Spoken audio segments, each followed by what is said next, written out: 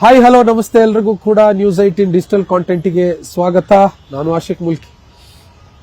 ಇವತ್ತು ಎಲ್ಲವೂ ಕೂಡ ಸರಿ ಇದ್ರೆ ಚಿನ್ನಸ್ವಾಮಿ ಕ್ರೀಡಾಂಗಣದಲ್ಲಿ ವಿಜಯ್ ಹಜಾರೆ ಟ್ರೋಫಿಯ ಪಂದ್ಯ ನಡೀಬೇಕಿತ್ತು. ಆದ್ರೆ ನಿನ್ನೆ ಬೆಂಗಳೂರು ಪೊಲೀಸ್ ಆಯುಕ್ತರಾಗಿರುವಂತಹ ಸೀಮಂತ್ ಕುಮಾರ್ ಸಿಂಗ್ ಅವರು ಪತ್ರಿಕಾಗೋಷ್ಠಿ ನಡೆಸಿ ಇವತ್ತು ಚಿನ್ನಸ್ವಾಮಿ ಕ್ರೀಡಾಂಗಣದಲ್ಲಿ ಮ್ಯಾಚ್ ನಡೆಯಲ್ಲ, ಯಾಕೆ ಅಂತಂದ್ರೆ ಮಹೇಶ್ವರ ರಾವ್ ಸಮಿತಿ ಮ್ಯಾಚ್ ನಡೆಸೋದಕ್ಕೆ ಪೂರಕವಾಗಿರುವಂತಹ ವರದಿಯನ್ನ ಕೊಟ್ಟಿಲ್ಲ ಅನ್ನುವಂತ ಒಂದು ಮಹತ್ವದ ಬೆಳವಣಿಗೆಯನ್ನ ಮಾಹಿತಿಯನ್ನ ಮಾಧ್ಯಮಗಳಿಗೆ ಸ್ಪಷ್ಟಪಡಿಸಿದ್ರು. ಆರ್ಸಿಬಿ ವಿಜಯೋತ್ಸವದ ವೇಳೆ ನಡೆದಂತಹ ಕಾಲ್ತುಳಿತ ಪ್ರಕರಣ ಒಂದು ಅಂತಾರಾಷ್ಟ್ರೀಯ ಕ್ರೀಡಾಂಗಣವನ್ನ ಇದೀಗ ತಹಬದಿಗೆ ಸರಿಸುವಂತ ವಾತಾವರಣವನ್ನ ಸೃಷ್ಟಿ ಮಾಡಿದೆ. ಆರ್ಸಿಬಿ ವಿಜಯೋತ್ಸವದ ವೇಳೆ ನಡೆದಂತಹ ಕಾಲ್ತುಳಿತ ಪ್ರಕರಣದಲ್ಲಿ 16 ಮಂದಿ ಸಾವನ್ನಪ್ಪಿದ್ರು. ಅದಾದ ಮೇಲೆ ಚಿನ್ನಸ್ವಾಮಿ ಕ್ರೀಡಾಂಗಣದಲ್ಲಿ ಒಂದು ರಣಜಿ ಪಂದ್ಯವನ್ನು ಕೂಡ ನಡೆಸೋದಕ್ಕೆ ಅವಕಾಶ ಸಿಕ್ಕಿಲ್ಲ. ಕೇವಲ ರಣಜಿ ಮಾತ್ರ ಅಲ್ಲ, ಮಹಿಳೆಯರ ಅಂತಾರಾಷ್ಟ್ರೀಯ ಪಂದ್ಯಗಳು ಕೂಡ ಚಿನ್ನಸ್ವಾಮಿ ಕ್ರೀಡಾಂಗಣದಲ್ಲಿ ಸ್ಕೆಡ್ಯೂಲ್ ಆಗಿತ್ತು, ಅದನ್ನು ಕೂಡ ನಡೆಸೋದಕ್ಕೆ ಸಾಧ್ಯ ಆಗಿಲ್ಲ.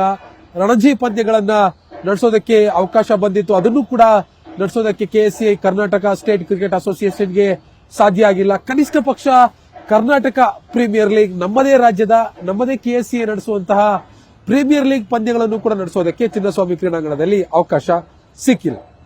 ಸೊ ಹೀಗಾಗಿ ಈ ವರ್ಷ ಕೆಎಸ್ಸಿಎ ಚುನಾವಣೆ ನಡೆದಂತಹ ಸಂದರ್ಭದಲ್ಲಿ ಇದೇ ವಿಚಾರ ಬಹುಮುಖ್ಯವಾಗಿ ಒಂದು ಅಸ್ತ್ರವಾಯಿತು. ಈಗಿನ ನೂತನ ಅಧ್ಯಕ್ಷರಾಗಿರುವಂತಹ ವೆಂಕಟೇಶ್ ಪ್ರಸಾದ್ ಅವರು ಈ ಒಂದು ಚುನಾವಣೆಯಲ್ಲಿ ಗೆಲ್ಲೋದಕ್ಕೆ ಪ್ರಮುಖ ಕಾರಣ ಏನು ಅಂತಂದ್ರೆ, ನಾನು ಗೆದ್ರೆ ಅಂದ್ರೆ ವೆಂಕಟೇಶ್ ಪ್ರಸಾದ್ ಅವರು ಗೆದ್ರೆ ಮತ್ತೆ ಚಿನ್ನಸ್ವಾಮಿ ಕ್ರೀಡಾಂಗಣದಲ್ಲಿ ಪಂದ್ಯಗಳನ್ನ, ರಾಷ್ಟ್ರೀಯ ಮತ್ತು ಅಂತಾರಾಷ್ಟ್ರೀಯ ಪಂದ್ಯಗಳನ್ನ ನಡೆಸ್ತೇನೆ ಅನ್ನುವಂತ ಒಂದು ಭರವಸೆಯನ್ನ ಸದಸ್ಯರಿಗೆ, ಕ್ರೀಡಾಭಿಮಾನಿಗಳಿಗೆ ಕೊಟ್ಟು ಅವರು ಗೆದ್ದು ಬಂದಿರುವಂತದ್ದು. ಈಗ ಈ ಒಂದು ಏನು ಚುನಾವಣೆ ನಡೆದು ಹೆಚ್ಚು ಕಮ್ಮಿ 2 ವಾರ ಕಳೀತಾ ಬಂತು. 2 ವಾರದಲ್ಲೇ ವಿಜಯ್ ಹಜಾರೆ ಟ್ರೋಫಿ ಪಂದ್ಯಗಳನ್ನು ನಡೆಸೋದಕ್ಕೆ ಈ ಒಂದು ನೂತನ ಅಧ್ಯಕ್ಷರಿಗೆ ಮತ್ತೆ ಅವರ ಜೊತೆಗಿರುವಂತಹ ಪದಾಧಿಕಾರಿಗಳಿಗೆ ಸಾಧ್ಯ ಆಗಿಲ್ಲ. ಸೊ ಈ ಒಂದು ಚಿನ್ನಸ್ವಾಮಿ ಕ್ರೀಡಾಂಗಣದಲ್ಲಿ ಪಂದ್ಯಗಳನ್ನು ನಡೆಸೋದಕ್ಕೆ ಒಂದು ರಿವ್ಯೂ ಕಮಿಟಿಯನ್ನ ಜಿಬಿಎ ಗ್ರೇಟರ್ ಬೆಂಗಳೂರು ಅಥಾರಿಟಿ ಮುಖ್ಯ ಆಯುಕ್ತರಾಗಿರುವಂತಹ ಮಹೇಶ್ವರ ರಾವ್ ಅವರ ನೇತೃತ್ವದಲ್ಲಿ ಸರ್ಕಾರ ಒಂದು ಸಮಿತಿಯನ್ನ ರಚನೆ ಮಾಡಿತ್ತು. ಈ ಸಮಿತಿ ಪರಿಶೀಲನೆ ನಡೆಸಿ ಅಧ್ಯಯನವನ್ನು ಮಾಡಿ ವರದಿಯನ್ನು ಕೊಡಬೇಕು ಅಂತ ಸೂಚನೆ ಕೊಟ್ಟಿತ್ತು. ಇದೀಗ ನಿನ್ನೆ ಮಹೇಶ್ವರ ರಾವ್ ಅವರ ಸಮಿತಿ ಸರ್ಕಾರಕ್ಕೆ ಒಂದು ವರದಿಯನ್ನ ಕೊಟ್ಟಿದೆ. ವರದಿಯಲ್ಲಿ ಪಂದ್ಯ ನಡೆಸೋದಕ್ಕೆ ಅವಕಾಶ ಕೊಡಬಾರದು ಅನ್ನುವಂಥದ್ದು ಬಹಳ ಸ್ಪಷ್ಟವಾಗಿ ಹೇಳಿದೆ. ಹಾಗಿದ್ರೆ ಚಿನ್ನಸ್ವಾಮಿ ಕ್ರೀಡಾಂಗಣದಲ್ಲಿ ಪಂದ್ಯ ನಡೆಸಬಾರದು ಅಂತ ಸಮಿತಿ ಅಂದ್ರೆ ತಜ್ಞರ ಸಮಿತಿ ಯಾಕೆ ಶಿಫಾರಸು ಮಾಡಿದೆ? ಚಿನ್ನಸ್ವಾಮಿ ಕ್ರೀಡಾಂಗಣದಲ್ಲಿರುವಂತಹ ಸಮಸ್ಯೆಗಳೇನು? ಆರ್ಸಿಬಿ ಕಾಲ್ತುಳಿತ ಪ್ರಕರಣ ಆಗಿರುವಂತಹ ಹಿನ್ನೆಲೆಯಲ್ಲಿ ಅಲ್ಲಿ ಯಾವೆಲ್ಲ ರೀತಿಯಾಗಿರುವಂತಹ ಬದಲಾವಣೆಗಳಾಗಬೇಕು ಅನ್ನುವಂಥದ್ದು ಈ ಒಂದು ಸಮಿತಿ ಕೊಟ್ಟಂತ ಶಿಫಾರಸಿನಲ್ಲಿ ಒಳಗೊಂಡಿದೆ. ಆ ಸಮಿತಿ ಕೊಟ್ಟ ಶಿಫಾರಸು ಏನು ನ್ಯೂಸ್ 18ಗೆ ಸಿಕ್ಕಿದೆ. ಸೊ ಅದರ ಹಿನ್ನೆಲೆಯಲ್ಲಿ ಒಂದಿಷ್ಟು ಮಾಹಿತಿಗಳನ್ನ ನಿಮ್ ಜೊತೆಗೆ ಹಂಚಿಕೊಳ್ಳೋದಕ್ಕೆ ಪ್ರಯತ್ನವನ್ನ ಮಾಡ್ತಾ ಇದ್ದೇನೆ.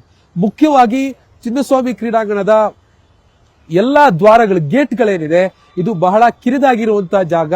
ಅಷ್ಟು ಜನ ಸೇರುವಂತಹ, ಸಾವಿರಾರು ಜನ ಸೇರುವಂತಹ ಒಂದು ಜಾಗದಲ್ಲಿ ಅಷ್ಟು ಸಣ್ಣ ಗೇಟ್ ಇಟ್ಕೊಂಡ್ರೆ ಜನ ಏನು ಪಾಪ್ಯುಲೇಷನ್ ಫ್ಲೋಟ್ ಆಗೋದಕ್ಕೆ ಸಾಧ್ಯ ಆಗಲ್ಲ. ಅಲ್ಲಿ ಬಂದ್ರೆ ಮತ್ತೆ ಸಮಸ್ಯೆಗಳಾಗಬಹುದು ಅನ್ನುವಂತ ಒಂದು ವಿಚಾರವನ್ನ ತಮ್ಮ ವರದಿಯಲ್ಲಿ ಉಲ್ಲೇಖ ಮಾಡಿರುವಂತದ್ದು. ಪ್ರತಿ ಗೇಟ್ಗಳು ಕೂಡ ನೀವು ಚಿನ್ನಸ್ವಾಮಿ ಕ್ರೀಡಾಂಗಣ ನೋಡಿರೋರಾದ್ರೆ ನಿಮಗೆ ಗೊತ್ತಿರುತ್ತೆ, ಎಲ್ಲಾ ಗೇಟ್ಗಳು ಕೂಡ ಒಬ್ರು ಹೋದ್ರೆ ಒಬ್ರೇ ಹೋಗೋದಕ್ಕೆ ಸಾಧ್ಯ ಆಗುತ್ತೆ. ಲೈನಲ್ಲಿ ಒಂದೇ ಲೈನಲ್ಲಿ ಹೋಗಬೇಕಾಗತ್ತೆ.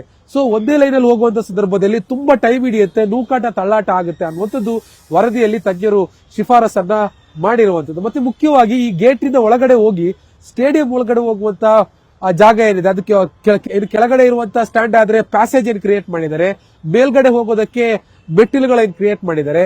ಸೊ ಇದು ಕೂಡ ಬಹಳ ಸಣ್ಣದಾಗಿದೆ. ಒಂದೊಂದು ಸ್ಟ್ಯಾಂಡ್ ಅಲ್ಲಿ ಕನಿಷ್ಠ ಪಕ್ಷ 5 ರಿಂದ 6 ಸಾವಿರ ಜನ, 7 ಸಾವಿರ ಜನ ಬರ್ತಾರೆ ಅಂತಂದ್ರೂ ಕೂಡ ಅಷ್ಟು ಜನರನ್ನ ಅಕೊಮಡೇಟ್ ಮಾಡುವಷ್ಟು ಜಾಗ ಈ ಯಾವ ಸ್ಟ್ಯಾಂಡ್ಗಳಿಗೂ ಕೂಡ ಇಲ್ಲ ಅನ್ನುವಂಥದ್ದು ತಮ್ಮ ವರದಿಯಲ್ಲಿ ಉಲ್ಲೇಖ ಮಾಡಿರುವಂತದ್ದು. ಮತ್ತೆ ಮುಖ್ಯವಾಗಿ ಈ ಒಂದು ಸ್ಟೇಡಿಯಂಗೆ ಸೆಟ್ ಬ್ಯಾಕ್ ಏರಿಯಾ ಅನ್ನುವಂಥದ್ದನ್ನ ಬಿಟ್ಟಿಲ್ಲ. ಇದು ಅವೈಜ್ಞಾನಿಕವಾಗಿ ನಿರ್ಮಾಣ ಮಾಡಿರುವಂತಹ ಸ್ಟೇಡಿಯಂ ಅಂತಾನು ಕೂಡ ವರದಿಯಲ್ಲಿ ಉಲ್ಲೇಖ ಮಾಡಿರುವಂತದ್ದು. ನಿಮಗೆ ಮೈನ್ ಗೇಟ್ ನ ಮುಂಭಾಗದಲ್ಲಿ ಮತ್ತು ಎನ್ಸಿಎ ಹಳೆಯ ಎನ್ಸಿಎ ಗ್ರೌಂಡ್ ಇದ್ದಂತಹ ಜಾಗದಲ್ಲಿ ಒಂದಿಷ್ಟು ಜಾಗಗಳಿದೆ ಬಿಟ್ರೆ ಇಡೀ ಚಿನ್ನಸ್ವಾಮಿ ಕ್ರೀಡಾಂಗಣದಲ್ಲಿ ಎಲ್ಲೂ ಕೂಡ ನಿಮಗೆ ಸೆಟ್ ಬ್ಯಾಕ್ ಏರಿಯಾಗಳನ್ನ ಬಿಟ್ಟಿಲ್ಲ. ಸೊ ಇದರಿಂದಾಗಿ ಏನಾದ್ರೂ ಅನಾಹುತ, ಅವಘಡ ಸಂಭವಿಸಿದ್ದೇ ಆದ್ರೆ ಅಲ್ಲಿ ಆಂಬ್ಯುಲೆನ್ಸ್ ಗಳು ಓಡಾಡೋದಕ್ಕೆ ಅಥವಾ ರೆಸ್ಕ್ಯೂ ಕಾರ್ಯಾಚರಣೆಗೆ ಅಥವಾ ಏನು ಅಗ್ನಿಶಾಮಕ ವಾಹನಗಳಿಗೆ ಓಡಾಡೋದಕ್ಕೆ ಜಾಗ ಇಲ್ಲ, ಇದರಿಂದನೂ ಕೂಡ ಅಲ್ಲಿ ಅನುಮತಿ ಕೊಡಬಾರದು ಅನ್ನುವಂತ ಒಂದು ನಿಲುವನ್ನ ಮಹೇಶ್ವರರಾವ್ ಅವರ ಸಮಿತಿ ಹೇಳ್ತಾ ಇರುವಂತದ್ದು. ಮತ್ತೆ ಇಡೀ ಚಿನ್ನಸ್ವಾಮಿ ಕ್ರೀಡಾಂಗಣಕ್ಕೆ ಸುತ್ತಲೂ ನಿರ್ಮಾಣ ಮಾಡಿರುವಂತಹ ತಡೆಗೋಡೆ ಏನಿದೆ, ವಾಲ್ ಕಾಂಪೌಂಡ್ ಏನಿದೆ, ಅದು ಕೂಡ ಬಹಳ ಅವೈಜ್ಞಾನಿಕವಾಗಿದೆ ಅನ್ನುವಂಥದ್ದನ್ನು ಕೂಡ ಬಹಳ ಸ್ಪಷ್ಟವಾಗಿ ತಮ್ಮ ಶಿಫಾರಸ್ನಲ್ಲಿ ಹೇಳಿರುವಂತದ್ದು. ಸುರಕ್ಷತೆ ಮತ್ತು ಭದ್ರತೆಯ ದೃಷ್ಟಿಯಿಂದ ಇಲ್ಲಿ ಮ್ಯಾಚ್ ನಡೆಸೋದಕ್ಕೆ ಅವಕಾಶಗಳನ್ನ ಕೊಡಲೇಬಾರದು.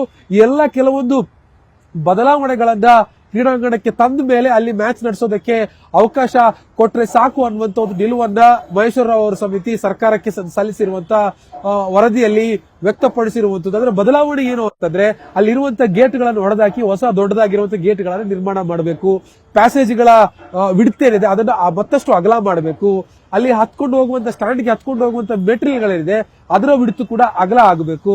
ಅಲ್ಲಿ ಸೆಟ್ ಬ್ಯಾಕ್ ಏರಿಯಾಗಳಲ್ಲಿ ಒಂದಿಷ್ಟು ಜಾಗಗಳನ್ನ ಬಿಟ್ಕೊಂಡು ಈಗ ಏನು ಸ್ವಿಮ್ಮಿಂಗ್ ಪೂಲ್ ಅಥವಾ ಕ್ಯಾಂಟೀನ್ಗಳನ್ನ ನಿರ್ಮಾಣ ಮಾಡಿ ಅವೆಲ್ಲವನ್ನು ಕೂಡ ತೆರವು ಮಾಡಿ ಅನಾಹುತ ಸಂಭವಿಸಿದ್ರೆ, ಇನ್ ಕೇಸ್ ಅನಾಹುತ ಸಂಭವಿಸಿದ್ರೆ ಅಲ್ಲಿ ವಾಹನಗಳಿಗೆ ಅಥವಾ ರೆಸ್ಕ್ಯೂ ಕಾರ್ಯಾಚರಣೆಗೆ ಓಡಾಡುವಷ್ಟು ಜಾಗಗಳನ್ನ ಬಿಡಬೇಕು ಅನ್ನುವಂತ ಕೆಲಸ ಕಾರ್ಯಗಳು ಆದ್ರೆ ಅಲ್ಲಿ ಅವಾಗ ಅವಕಾಶ ಕೊಡೋದಕ್ಕೆ ಸಾಧ್ಯ ಇದೆ. ಸೊ ಇವೆಲ್ಲಾ ಕಾರಣಗಳಿಂದ ಇವತ್ತು ಚಿನ್ನಸ್ವಾಮಿಯಲ್ಲಿ ನಡೀಬೇಕಿದ್ದಂತಹ ವಿಜಯ್ ಹಜಾರೆ ಟ್ರೋಫಿಯ ದೆಹಲಿ ಮತ್ತು ಆಂಧ್ರ ಪ್ರದೇಶದ ಮೊದಲ ಪಂದ್ಯ ರದ್ದಾಗಿ ದೇವನಹಳ್ಳಿ ಬಳಿ ಇರುವಂತಹ ಬಿಸಿಸಿಐ ಸೆಂಟರ್ ಫಾರ್ ಎಕ್ಸಲೆನ್ಸ್ ಅಂದ್ರೆ NCA ಗ್ರೌಂಡ್ಗೆ ಶಿಫ್ಟ್ ಆಗಿರುವಂತದ್ದು. ಸೊ ಹೀಗಾಗಿ ಬಹಳ ಕಾಲ ಅಂದ್ರೆ ಒಂದು 5-6 ತಿಂಗಳ ಕಾಲ ನಂತರ ಚಿನ್ನಸ್ವಾಮಿಯಲ್ಲಿ ಒಂದು ರಾಷ್ಟ್ರೀಯ ಪಂದ್ಯ ನಡೆಯುವಂತ ಒಂದು ಭರವಸೆ ಇಟ್ಕೊಳ್ಳಲಾಗಿತ್ತು.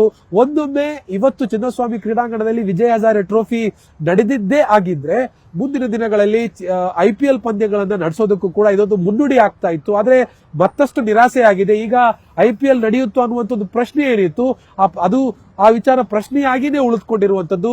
ಹಜಾರೆ ಟ್ರೋಫಿ ವಿಜಯ್ ಹಜಾರೆ ಟ್ರೋಫಿ ಪಂದ್ಯಗಳು ಇಲ್ಲಿ ಇವತ್ತು ಈ ಬಾರಿ ನಡೆದಿದ್ದೇ ಆದ್ರೆ ಮುಂದಿನ ದಿನಗಳಲ್ಲಿ IPL ಪಂದ್ಯಗಳನ್ನು ಕೂಡ ನಡೆಸೋದಕ್ಕೆ ಅವಕಾಶ ಇತ್ತು. ಸೊ ಹೀಗಾಗಿ ಒಟ್ಟಾರೆ ಚಿನ್ನಸ್ವಾಮಿ ಕ್ರೀಡಾಂಗಣದ ಡಯಾಗ್ರಾಮ್ ಬದಲಾಗದೆ ಹೊರತು ಅಲ್ಲಿ ಪಂದ್ಯಕ್ಕೆ ಅವಕಾಶ ಸಿಗಲ್ಲ ಅನ್ನುವಂಥದ್ದು.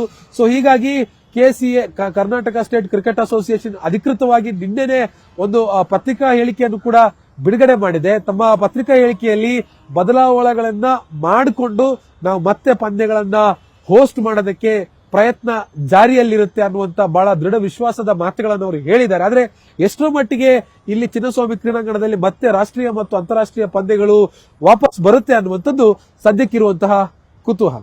ನಿರ್ಭೀತ, ನಿಷ್ಪಕ್ಷಪಾತ, ವಿಶ್ವಾಸಾರ್ಹ ಸುದ್ದಿಗಳಿಗೆ ಮತ್ತೊಂದು ಹೆಸರಾಗಿರೋ ನ್ಯೂಸ್ 18 ಕನ್ನಡ ಈಗ ಆಪ್ನಲ್ಲೂ ಲಭ್ಯ ಇದೆ.